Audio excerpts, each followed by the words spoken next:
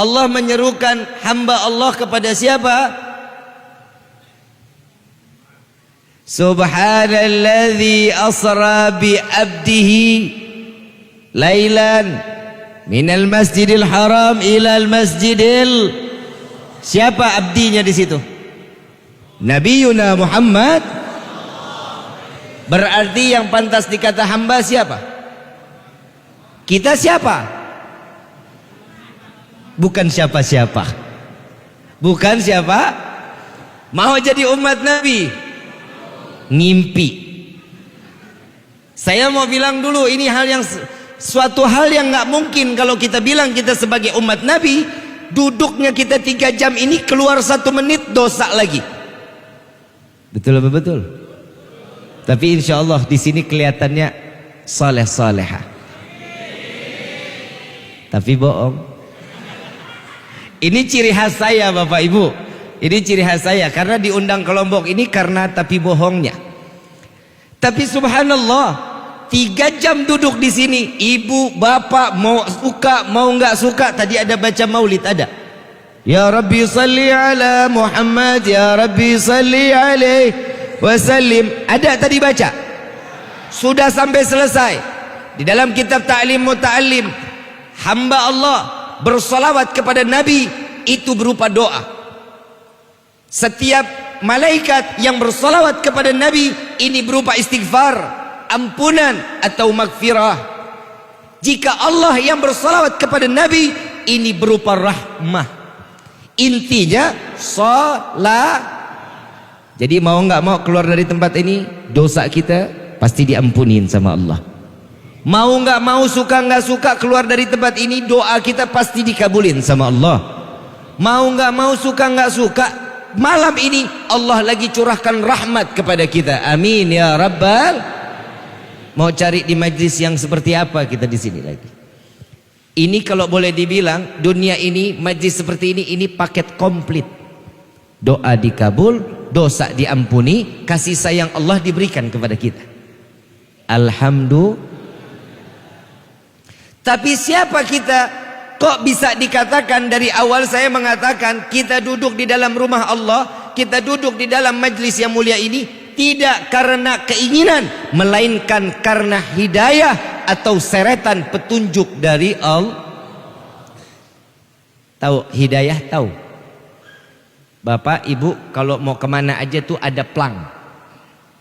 Ada senggigi lewat sini, betul? Kemana lagi tuh? Hah? Pantai Pink. Saya belum pernah ngelihat Pantai Pink. Itu pasti pantainya unyu-unyu. Warnanya pink sih. Itu kayaknya khususnya buat perempuan kayaknya. Laki-laki nggak boleh. Boleh laki-laki. Ajak dong. Setiap perjalanan yang kita tuju ada plang atau petunjuk. Ini hidayah. Tergantung kita mau atau enggak. Kalau kita bukan ke sana tujuannya, kita cari petunjuk yang lain.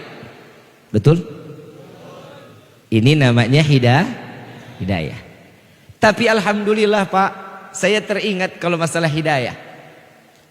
Tahu Nabi Nuh? Tahu di mana? Emang seumuran? Nabi Nuh tahu? Pernah dengar nama Nabi Nuh? Pernah tahu sejarah Nabi Nuh? Nabi Nuh, kalau boleh dibilang, Nabi Nuh ini pernah putus asa di hadapan Allah. Ya Allah, hamba sudah dakwah, hamba sudah mengajak umat untuk memeluk agamamu, diajarkan untuk sujud kepadamu, melainkan mereka menentangku, mereka menghinaku, kata Nabi Nuh. Maka dari itu ya Allah, terserah, turunkan bala, silahkan ya Rabb. Tuh ditawarin. Allah jawab, udah nggak sanggup ya Nuh, udah nggak kuat ya Allah, udah nggak sanggup lagi ya Allah. Baik, jika engkau menginginkan aku turunkan bencana atau musibah, maka bangunlah perahu, buatlah bahtera, kata Allah. Buat bahtera pakai apa ya Allah? Pakai kayu.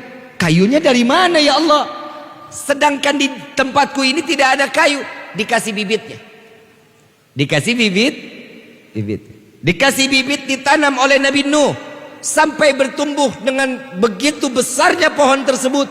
Ditebanglah satu persatu dan dibuatlah bahtera, bukan di pinggir pantai, di tengah kota. Makin umat Nabi Nuh mengatakan bahwa Nuh ini memang sudah gila.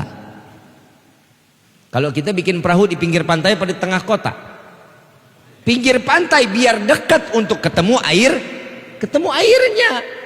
Ini di tengah kota bikin bahtera. Akhirnya ini hamba Allah yang mereka yang sakit hati dengan Nabi Nuh, yang nggak mau dengar dengan dakwahnya Nabi Nuh, mereka berbondong-bondong. Itu bahtera lantai 1 dibangun sudah hampir rapi, dia berbondong-bondong semuanya. Dia kalau mau buang hajat, buang air kecil, buang air besar, larinya di bahteranya Nabi Nuh. Nggak mau di kamar mandinya mereka, nggak maunya di bahtera Nabi Nuh. Dan tanpa disadari, saat bahtera lantai pertama selesai, Nabi Nuh mau lanjut lantai kedua, di bahtera lantai pertama ini sudah hampir penuh dengan kotoran manusia. Na'udzubillahi min. Ujiannya Nabi berat apa enggak? Tapi Allah kasih solusi.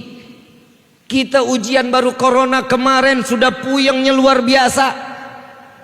Untung kiai di sini nggak ada yang minta ya Allah binasakan corona, tapi dipelihara akhirnya coronanya. Jadi duit sih, betul nggak? Di duit. Sampai akhirnya ada di, kita singkat ceritanya, disingkat. Nih kalau dipanjangin bisa sampai jam 4 pagi kita. Mau dipanjangin apa mau disingkat? Ibu lagi yang jawab tuh Pak, panjang katanya gitu. Udah berdiri panjang pula kan bahaya. Terus ini yang mana? Lanjutkan. Saat dimana Nabi Nuh ini kotoran sudah penuh, ada satu orang lumpuh. Ada satu orang lumpuh keluar dari rumah. Ini kalau model punya tetangga kayak begini kita apain, kita nggak paham ini. Ada satu tetangga lumpuh, bencinya sama Nabi Nuh luar biasa Pak. Luar biasa bencinya sama Nabi Nuh. Saat-saat lagi di mana dibencinya Nabi Nuh, ini orang lumpuh begitu keluar digotong 3 orang.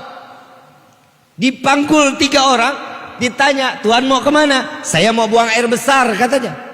Mau buang air besar ke tempat bahteranya Nabi Nuh alaihissalatu wassalam. Udah lumpuh ngebenci Nabi. Kita punya tetangga begini nih, kira-kira kita apain ini tetangga? Sumpahin mati pastinya. Tapi Masya Allah Nabi Nuh nggak tahu-taunya. Nabi Nuh lagi bingung, setelah ini perahu jadi saya harus membersihkan bahtera ini daripada kotoran manusia yang sudah menumpuk. Nabi Nuh bingung mau ngebangun sendiri, umatnya cuma nggak sampai banyak, harus ngebersihin kotoran lagi sendiri. Dia pasrah sama Allah, ya Allah hamba pasrahkan diri hamba kepadamu ya Rabb. Subhanallah, ini orang lumpuh buang air sampai ke dalam, ditinggal sama yang gendong pegangan tiang. Subhanallah, begitu selesai kepleset Pak, kepleset sama kotorannya sendiri. Jatuh, terbalik, semuanya kotoran manusia. Dari ujung rambut sampai ujung. Wa subhanallah, bisa berdiri. Lumpuhnya hilang. Keluar dari bahtera Nabi dalam keadaan berdiri, berjalan. Lalu para yang tadi pemandunya ditanya, "Tuhan kok bisa sembuh? Tadi perasaan digendong, kok keluar sekarang jalan?" "Saya nggak tahu ada apa di dalam ini. Ini kotoran, ternyata kotoran inilah yang bisa menyembuhkan saya." Memang dasar enggak punya akal. Allah balikan pikirannya. Subhanallah, satu kampung ngerukin kotorannya sendiri. Sallu ala Nabi Muhammad. Masuk nggak di logika manusia? Masuk nggak ke logika manusia? Gak akan masuk. Yang kotorin dia, yang bersihin, mungkin apa enggak? Gak bakal mungkin. Tapi Allah sudah membalikan hati seseorang dengan penuh keyakinan. Orang tersebut yakin bahwa kotoran yang ada di dalam kapal Nabi Nuh itu yang dapat menyembuhkan penyakit. Sampai kalau kita bilang kinclong lagi. Tahu kinclong? Tahu kinclong? Kayak iklan pencuci piring, bening luar biasa, rapi luar biasa, atas izin Allah.